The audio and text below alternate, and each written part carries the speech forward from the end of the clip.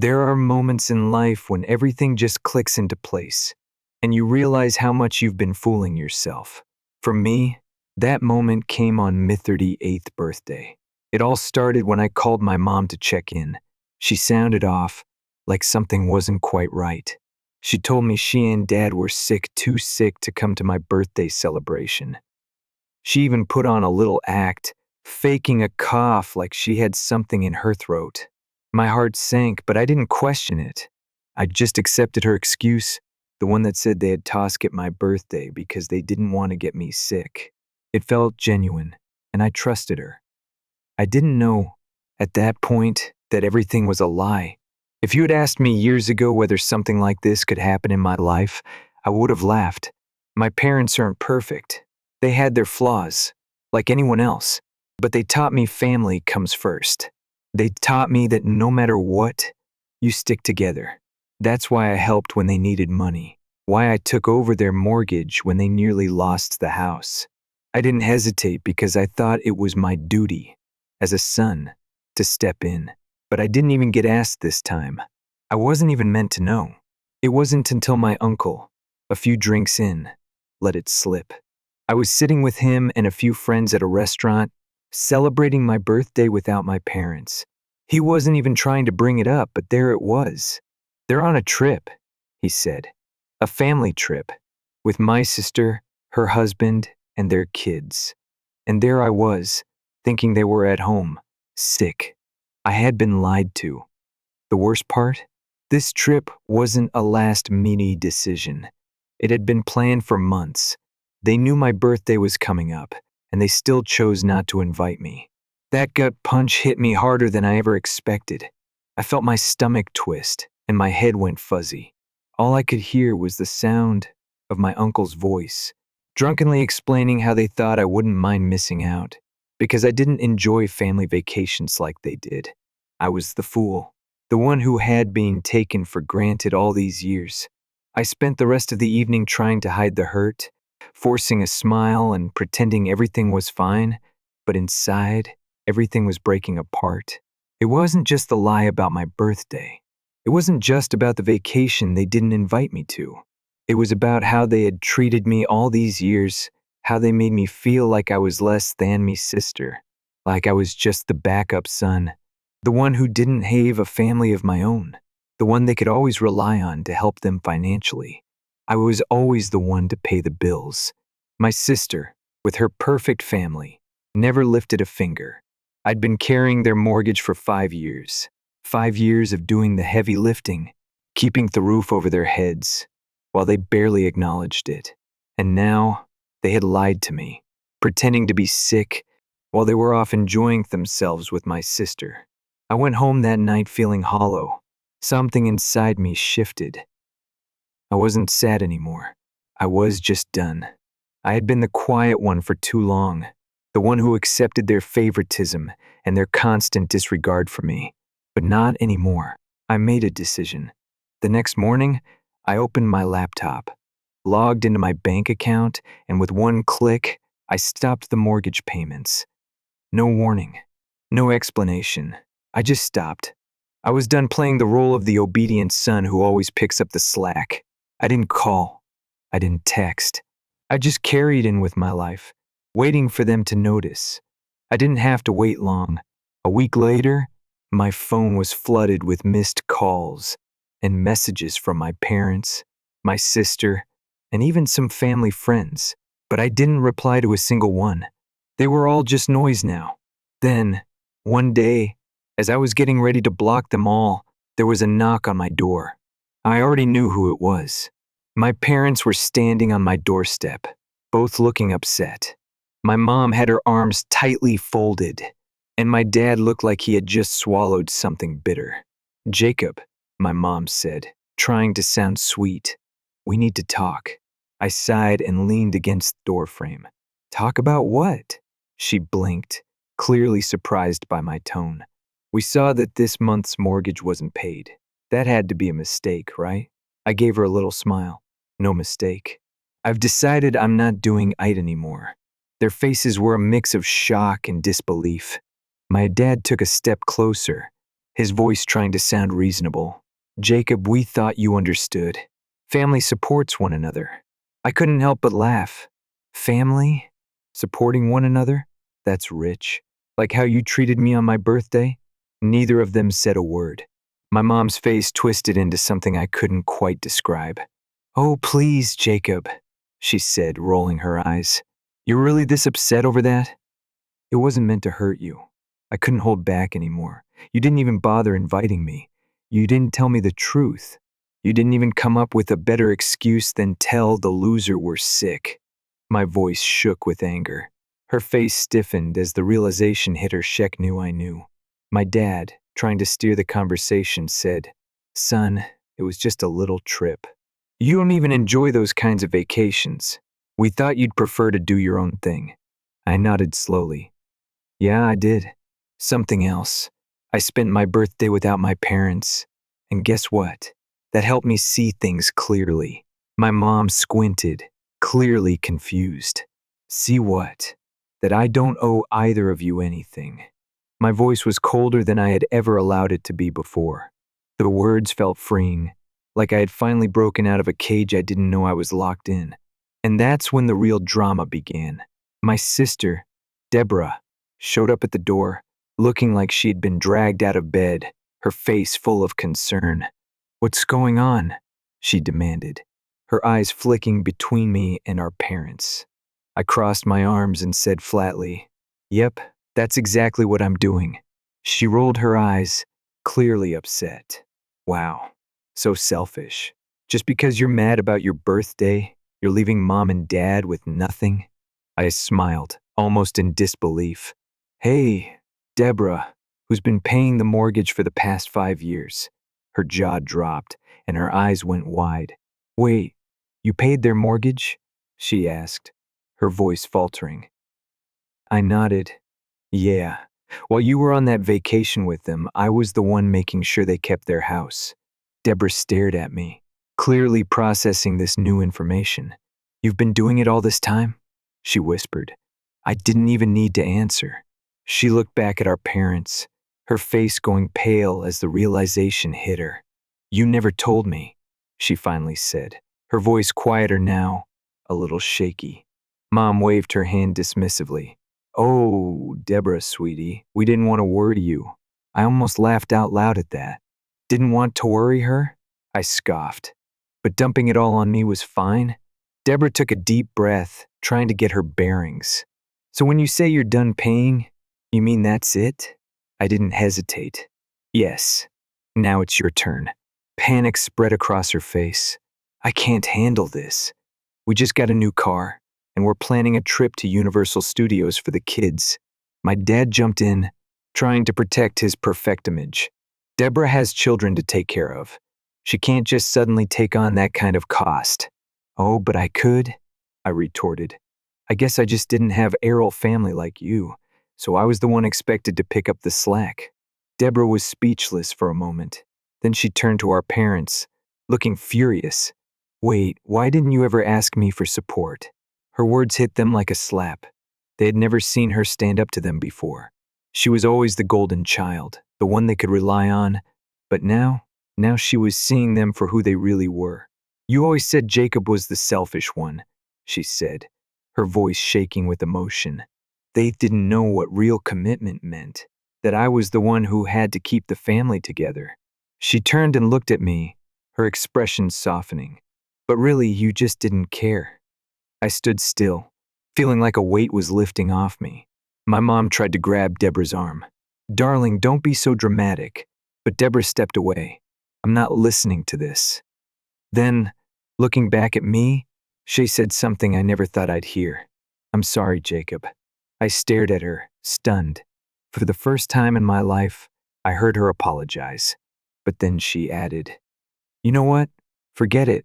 Mom, Dad, figure it out yourselves. I'm not paying for your stupid house either. And with that, my world shifted yet again. The child they always favored, the one they had never questioned, had just walked away too. I thought I might feel victorious, but all I felt was exhausted. And for the first time in my life, I felt something I hadn't in so long: freedom. And that was the moment I knew I was done. I stood in silence, letting Deborah's words sink in. It felt surreal to see her finally stand up to them. The way she had always been their golden child, the one they could count on, and now she was walking away. For the first time, I felt like maybe she understood. Maybe, just maybe, she had seen it too. The moment hung in the air, heavy with realization. It was like the ground had shifted beneath us. My parents, the people who raised me, who I thought I would always be bound to no matter what, were standing there, clueless, helpless. They were terrified. I could see it in their faces. They had lost control, and for the first time in their lives, they realized I wasn't the one who would always be there to pick up the pieces anymore. Neither of us was. Deborah turned back to me. I have to go, but Jacob will talk soon. I nodded, not sure what that meant yet. I wasn't ready to digest it all, to understand where things would go from here. I just knew that the life I had been living, the one where I was invisible, the one where I was treated as backup, the one where I was always the fall guy, was over. As Deborah got into her car and drove away, I was left alone with my parents, their faces twisted in confusion, regret, and something else I couldn't quite pinpoint. I could feel the weight of their unspoken thoughts pressing down on me, but I wasn't giving in this time. I wasn't about to be manipulated into feeling guilty. My mom stood there for a moment, looking at me like she was about to beg. "Jacob, please," she whispered, her voice trembling. "We raised you. We care about you. You can't just walk away from us." I could feel my anger bubbling up again. I took a deep breath, letting the coldness of the moment clear my mind. "You did it to yourselves," I said. "You betrayed me, you lied to me, and you treated me like I didn't matter. You pushed me away. I'm done." The words stung. I knew they did. But I didn't care anymore. I was tired of feeling like I had to apologize for my own existence, for being the person they chose to ignore while they doted on my sister. It was time for them to face the consequences of their actions. I turned and walked out of the house without another word, shutting the door behind me with finality. For the next few days, I didn't answer the phone. Calls, messages, and voicemails flooded in from my parents, my sister, even some family friends. I ignored every single one of them. It felt empowering to not have to give in. No guilt, no explanations, no attempts to make me feel like I was the bad guy. I wasn't going to play the role anymore. I could feel the tension in the air, though. They were trying to reach me, trying to get me to come back, but he wasn't ready to engage. Not yet. It wasn't until the fourth day after I cut them off that something happened that made my blood run cold. The phone call from the bank was like a punch to the gut. I was sitting at my kitchen table, sipping coffee when the number popped up on my screen. "Mr. Carter, we're reaching out to confirm a change to your mortgage setup," the woman said. "It looks like someone tried to restart automatic payments using your previous banking details. We wanted to verify whether this was approved by you." I sat up straight, my stomach churning. "Excuse me?" I asked, my voice sharp with disbelief. She explained again, her tone calm and neutral, but I could barely focus on her words. The only thing that mattered was the gut-wrenching realization that my parents had tried to pull money from my account without my permission, without even asking. They had used my old banking info, probably hoping I wouldn't notice, maybe assuming the bank would just process it without checking. The audacity. I could feel my hands shaking as I gripped the phone tighter, trying to hold into whatever shred of composure I had left. "Hold on," I said, trying to control my anger. "You're telling me someone tried to restart mortgage payments from my account without asking me first?" She paused. "Yes, but the system flagged it as suspicious activity, so we stopped it and called to confirm with you." I let out a deep breath, trying to stay calm, but inside, I was seething. They hadn't just taken advantage of me. They had tried to steal from me. They had crossed a line that couldn't be uncrossed. "Cancel everything," I said, my voice trembling with rage. "Remove my details permanently from their profile. I don't want any connection to their account. Understood? She confirmed and asked if I wanted to file a report for fraud. I paused, my mind spinning. Part of me wanted to say yes right away, to take legal action and expose them for what they had done. But something told me not to. Not yet. I knew this wasn't over. It wasn't just about the money anymore. It was about cutting the ties, making it clear that I was done. No, I said, taking a deep breath. But please, keep a record of this, in case it happens again. We ended the call, and I just sat there for a moment, trying to process everything. I couldn't believe it. They had thought I wouldn't notice. They thought they could get away with it. I stood up, grabbed my keys, and walked out the door. It was time to face them in person. I drove to their house, the one they had barely acknowledged I was paying for. The house that I had kept safe, while they took me for granted. It looked perfect on the outside, well-kept lawn, clean walls, a nice porch. But I knew the truth. It was all paid for by me. The so-called failure son, the one they had always dismissed. I parked in front of the house and walked up to the door. I knocked once, then again, louder this time. Finally, my dad opened the door, his expression shifting from surprise to guilt when he saw me standing there. "Jacob," he said, trying to sound friendly, but I could hear the tension in his voice. "We were just about to call you."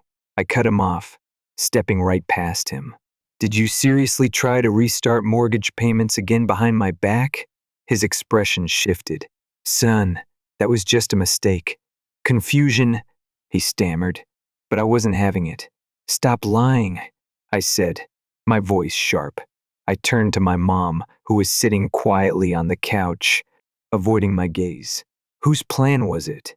Yours or his?" She spoke softly, barely audible. "We didn't know what else to do." I laughed once, bitterly. "You had options.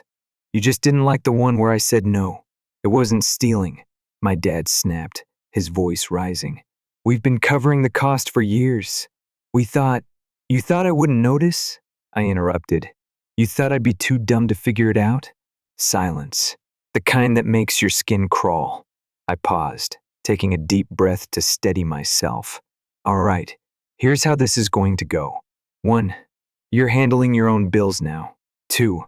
If you mess with my finances again, I'm reporting it as fraud. 3. I exhaled slowly. "You're nothing Tome anymore." My mother's head jerked up, her eyes wide with shock. "Jacob, don't say that." But I was done. I was finished. "I'm serious," I said, my voice steady. "You betrayed me. You tried to take from me. You pushed me out of the family. That's it. I'm done." Tears started rolling down her cheeks, and my dad looked furious. But I didn't care. I turned around and walked out of the house, without a second glance. I was almost to my car when I heard the sound of another vehicle pulling into the driveway. It was Deborah. She looked tired, frazzled, like she had driven fast to get here. She got out of her car and waved me down. "What are you doing here?" I asked, surprised to see her. She looked right at me, her expression serious. "Jacob, Mom and Dad just called. They told me you threatened them. They're thinking about calling the cops." I blinked in disbelief. "They said I scared them?" Deborah nodded. "Yes. They said you rushed in, yelling, threatening them, and now they might report you to the police." I couldn't help but laugh, a dry, bitter laugh. "So let me get this straight," I said, still chuckling in disbelief. "They try to take money from me, lie about it, treat me like I'm worthless. And now, when I finally stand up for myself, I'm the Deborah rubbed her forehead, looking exhausted. "I didn't buy their story," she said quickly. "If you think I did, that's why I came here. I wanted to hear the truth from you." I sighed and explained everything: the bank's phone call, the attempted fraud, the argument, and how I had told them I was finished. I could see her processing it, but her face didn't show much. Then she muttered, "I think I hate you." I stared at her, confused. "What?" She sighed. "Do you know what Mom told me on the phone?" She said, "Deborah, sweetheart, you're the only one left we can rely on. You're all we have now. I blinked. You're serious? She nodded. She didn't even sound hurt about losing you.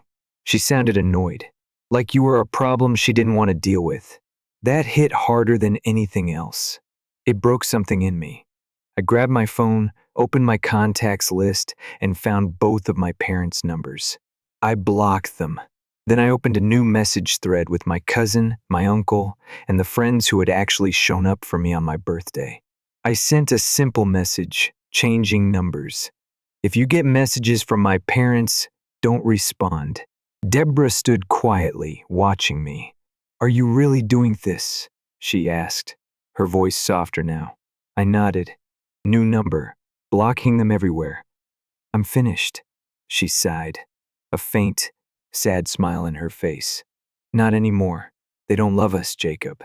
They only care about what we give them. The moment we stop being helpful, they stop pretending to care. I'm just now figuring that out. I stared at her, the realization of it all hitting me too. So, what's your next move? She gave a humorless laugh. First, I'm canceling the Universal Studios trip. I grinned despite myself. Then her face turned serious. After that, I think I need time away. Maybe forever. I nodded slowly. If you ever need help handling them, don't call me. She chuckled, a little bitter. Fair enough. We stood there for a moment, silently acknowledging everything that had just happened. And for the first time in a long time, I felt something I hadn't felt in years. Freedom. I turned toward my car. I'm done here. She nodded. Same, and that was it. I got in my car and drove off, leaving everything behind. No more guilt, no more pressure, no more being used. It had taken me 4 decades to learn one crucial lesson. Being related doesn't mean someone cares. And that, I realized, was the most freeing thing of all. It's strange how things shift in your life when you stop trying to please everyone. The guilt that once gnawed at my stomach every time I felt like I was disappointing my parents. The fear of being seen as the bad son, all of that disappeared the moment I made the decision to cut them off. But I didn't expect it to feel so final, so irrevocable. For the first time in my life, I wasn't bound by their expectations. I wasn't trapped in their web of manipulation and guilt trips. And yet, despite all the clarity, despite the sense of liberation, I still felt like something was missing. Like I had lost more than I could understand. The first few weeks without them were surprisingly peaceful. My phone didn't ring as often. The constant stream of messages, voicemails, and emails from my parents, begging me to forgive them, eventually slowed down. But there was still that part of me, buried deep under layers of frustration, that wanted them to understand. I wanted them to realize what they had done to me, to see the years of emotional damage they'd caused. But they never did. Not in the way I hoped. After I blocked their numbers and changed mine, they tried everything. My dad called from a friend's phone, leaving voicemails pleading for me to come to my senses. My mom sent long text messages, telling me how much she loved me, and how sorry she was, how she didn't want to lose me. They sent emails, flooded my inbox with apologies, asking me to come back. But it wasn't enough. It wasn't even close. They were just words, empty and hollow, because they were written in the same breath that still assumed they could dictate my actions, that I would come back to them, like I always had. A week after I cut them off, the phone call from the bank had been a shock. But in hindsight, I realized it was the final straw. My parents had tried to topple money from my account without even asking. They didn't even care enough to do it right. They didn't care enough, to be honest. That's when I realized how little they truly understood me, how little they actually valued me. They never took me seriously, never respected my boundaries. They thought because they were my parents, I'd be their backup, the one who would always swoop in to save them. But I wasn't that person anymore. I knew I had made the right choice, but that didn't stop the occasional pang of doubt that came creeping in. Would I regret it? Would I miss them? Was there a way to salvage what was left of our relationship? It wasn't just the guilt that came in waves. There was a small part of me that missed the old family dynamics, the way it used to be, even though it was flawed. Growing up, I was raised to believe that family was the most important thing in the world. They drilled it into my head. Family comes first, no matter what. But somewhere along the way, I became the one who always gave, and they became the ones who always took. My sister, Deborah, had always been the perfect tone in their eyes, the one who was married, with children, living this picture-perfect life. They'd praise her for everything she did. I was always the one who fell short. I didn't have the family. I wasn't married with kids. And for years, I accepted it. I told myself that it was just the way it was. That was my role in this family. But no more. The morning after I shut the door on my parents for the last time, I couldn't help but wonder how long it would take for them to realize they were losing me. Not just financially, but emotionally. I had given them so much of myself over the years, my time, my money, my energy. And in return, they never once considered what I needed. They never cared about my happiness, my life, my well-being. They didn't even care about the fact that I had been there for them, and they never gave a damn about me. The day I blocked their numbers, I told myself I was done. I didn't need them. And yet, there was still that lingering ache. A question that stuck with me. Was it all worth it? That's when Deborah reached out to me again. It was one of those moments where I knew it was coming, but I couldn't prepare for it. She had called me, asking if we could meet. I agreed, though I wasn't sure what I was expecting. She wasn't the one I had been angry at, but I wasn't exactly in a rush to reconnect with anyone in the family. When I met her, I could see she was struggling. There was something different in her eyes, something I hadn't seen before. She wasn't the perfect sister anymore. She wasn't the golden child. In fact, she looked lost. I don't know what to say, she said, her voice quieter than I had ever heard it. You don't have to say anything, I replied, trying to sound indifferent. I'm just not ready for any of it. Not right now, she nodded, and for a moment, neither of us spoke. But then, she took a deep breath, like she was about to spill everything that had been building up inside her. I just don't understand them anymore, she admitted, her voice cracking. They've always treated me like I was the one they could count on, but I never knew what you were going through. I never knew how much they put you in this position. I was quiet, watching her carefully. She was looking at me now, truly looking, as if she were finally seeing me for the first time. They were wrong, Jacob. I don't know why they always put so much on you, but I didn't know. I thought you were okay with it. I thought it was just how things were. I felt a mixture of relief and sadness. She was finally getting it. She was finally seeing the cracks in the family that I had been living with for years. But even as she recognized it, there was something else. She was still caught in the same web, still trapped by the same expectations they had placed on her. You're their favorite, Deborah, I said softly. But they don't even really love you. Not in the way they should. They love what you can give them, what you do for them. But no to you, not really. Deborah's eyes filled with tears as she nodded. I thought I was doing everything right, but I never asked for anything in return. I never thought about what you were going through. I've been selfish too. For the first time, it felt like she wasn't just my sister anymore. She was a person who had her own struggles, her own pain. We were both victims of the same broken system. And as much as I had wanted her to see the truth, I didn't know how to process her apology. I wasn't ready to forgive her, not yet. I don't know if I can just pick up where we left off, I said quietly. But I appreciate you finally seeing it. I appreciate you hearing me. She nodded, wiping away a tear. I don't know what to do next either. But I want to be here for you, Jacob. I want to help. I know I can't change anything, but maybe we can start over. Slowly. I looked at her, unsure if I was ready for that yet. I wasn't ready to jump back into a relationship with her, or with anyone in the family. But hearing her say those words, hearing her truly see me for the first time, made something inside me shift. Maybe, in time, we could rebuild. Maybe we could be something different than what we had been before. For now, though, I was focused on myself.